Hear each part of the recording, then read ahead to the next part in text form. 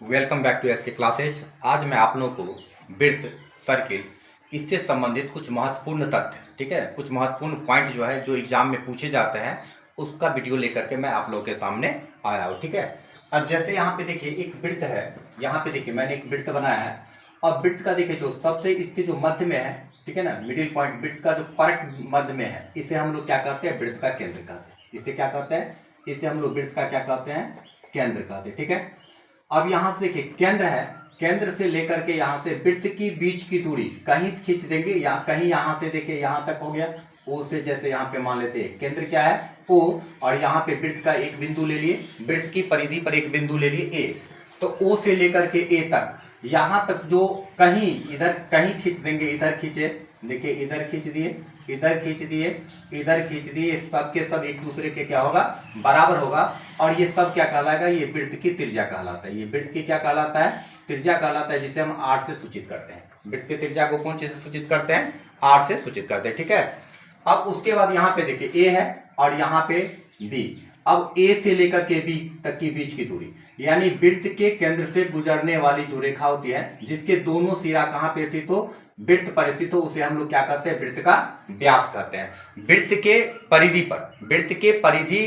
पर किसी दो बिंदु, यहां पे देखिए ए को हम बी से मिला दिए, खाली केंद्र से गुजरना चाहिए, याद रखना क्या, केंद्र से जो रेखा गुजरेगी, केंद्र से जो रेखा गुजरेगी और जिसके दोनों सिरा कहां स्थित हो, वृत्त पे, जिसके दोनों सिरा कहां पे स्थित हो, वृत्त पर स्थित हो, दोनों अंत बिंदु वृत्त पर स्थित हो, उसे हम लोग क्या कहते हैं, वृत्त का व्यास कहते हैं। ठीक है, तो वृत्त की त्रिज्या यहां देखिए, वृत्त की त्रिज्या आर, वृत्त का व्यास डी, और वृत्त का जो व्यास होता है, यहाँ पे देखिए वृत्त का जो व्यास ए बी है, व्यास को हम डी से इंडिकेट करते हैं, तो वृत्त का जो व्यास डी होगा वो त्रिज्या आर का क्या होगा, त्रिज्या आर का क्या होगा, दुगुना होगा। ठीक है, तो वृत्त का व्यास डी बराबर 2r।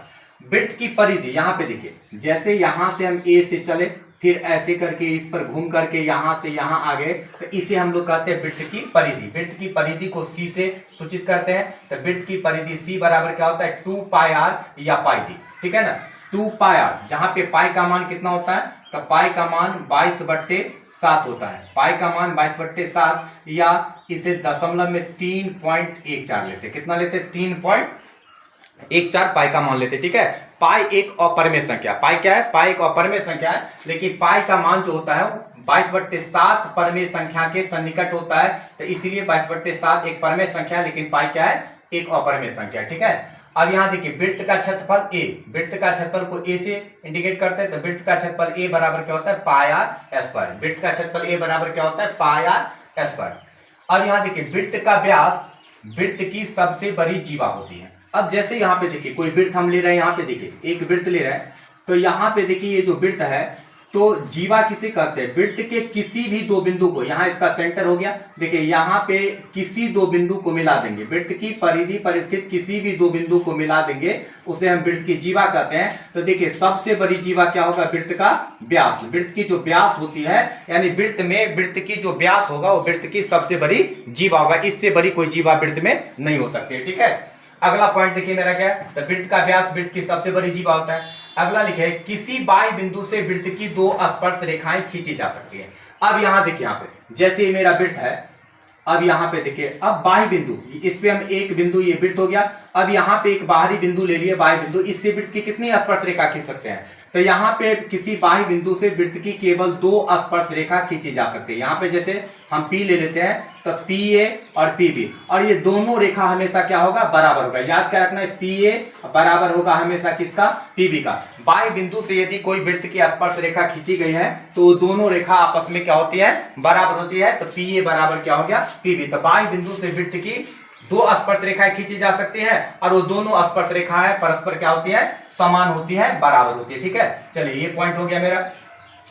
अब यहां पे देखिए क्या लिखे, एक वृत्त पर अनंत स्पर्श रेखाएं खींची जा सकती है। अब एक वृत्त पर, जैसे यहां पे देखिए मेरा एक वृत्त है, अब इस वृत्त पर हम कितनी स्पर्श रेखाएं खींची जा सकती है, देखिए यहां से 1 2 3 4 5 6 ऐसे कर कितना, तो एक वृत्त पर कितनी स्पर्श रेखाएं खींची जा सकती हैं, एक वृत्त पर हम अनंत स्पर्श रेखाएं खींच सकते हैं। एक वृत्त पर हम कितनी स्पर्श रेखाएं खींच सकते हैं, अनंत स्पर्श रेखाएं खींच सकते हैं। नेक्स्ट पॉइंट देखते हैं, वृत्त के व्यास के सिरों पर खींची गई रेखाएं एक दूसरे के समांतर होती है। अब देखिए जैसे ये कोई वृत्त है, मान के चलिए यहाँ पे देखिए एक वृत्त है। अब वृत्त का केंद्र, यहाँ पे क्या है, वृत्त के केंद्र है, यहां से जो रेखा गुजरेगी वो क्या कहलाएगी, वृत्त का व्यास। तो वृत्त के व्यास के सिरों पर, यानी सिरों मतलब होता है इसके छोर, तो वृत्त का व्यास यहाँ का सिरा एक तो ए हो गया, एक तो बी हो गया।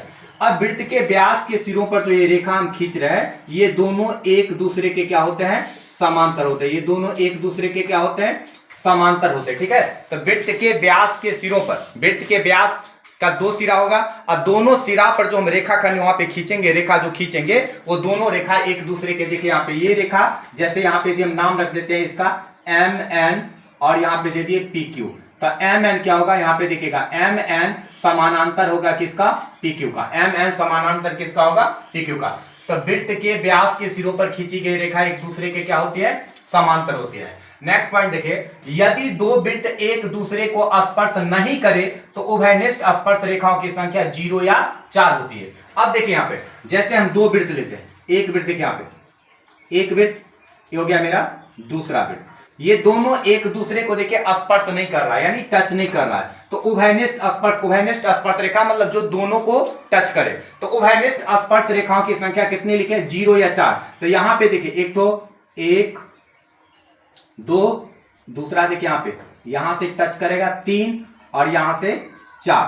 तो जब दो वृत्त एक दूसरे को स्पर्श नहीं करे तो उभयनिष्ठ स्पर्श रेखाओं की संख्या 4 होती है। लेकिन यदि दो वृत्त एक दूसरे के अंदर हो, जैसे देखिए यहाँ पे एक वृत्त यहाँ है और एक दूसरा वृत्त इसके अंदर में है, ठीक है। तो दूसरा वृत्त इसके अंदर में है, तो इसमें देखिए उभयनिष्ठ स्पर्श रेखा दोनों में से इसको जो टच करेगा, इसको जो स्पर्श करेगा वो इसको स्पर्श नहीं करेगा, और जो इसको स्पर्श करेगा वो इसको स्पर्श नहीं करेगा। तो इसलिए जब दो वृत्त एक दूसरे को स्पर्श नहीं करे तो उभयनिष्ठ स्पर्श रेखाओं की संख्या 0 या 4 होती है। जब दो वृत्त एक दूसरे से बाहर स्थित हो तो उभयनिष्ठ स्पर्श रेखाओं की संख्या 4 होगी, और जब एक वृत्त दूसरे के अंदर में हो तो उभयनिष्ठ स्पर्श रेखाओं की संख्या कितनी होगी, 0 होगी, ठीक है।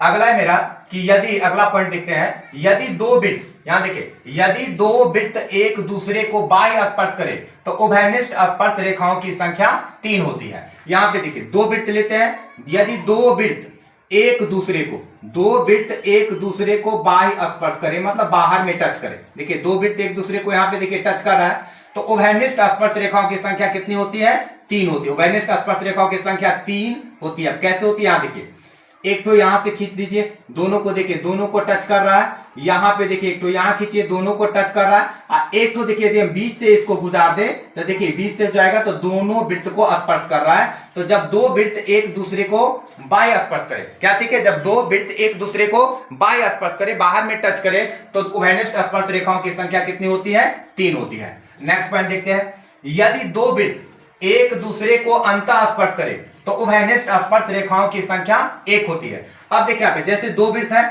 पहला वृत्त और यहाँ पे देखिए दूसरा वृत्त लेते हैं, कह रहे अंतः स्पर्श मतलब अंदर में टच करे, इसका केंद्र यहाँ पे हो गया।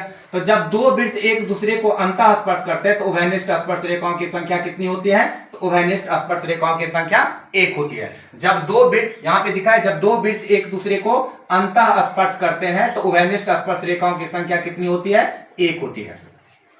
अब देखिए मेरा लास्ट पॉइंट है कि यदि दो वृत्त, देखिए यदि दो वृत्त एक दूसरे को प्रतिच्छेद करे, प्रतिच्छेद मतलब होता है काटना, तो यहां पे देखिए यदि दो वृत्त, एक वृत्त हो गया, दूसरा वृत्त हो गया, ठीक है।